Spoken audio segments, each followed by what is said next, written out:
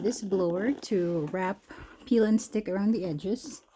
So I have like a peel and stick here that I'm covering my table, and it's kind of hard to just cut it and wrap it in the edge. So I'm using this blower. I'm gonna show you how to do it. Okay.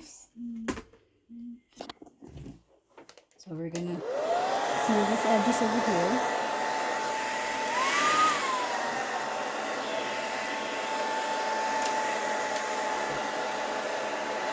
So can you get closer?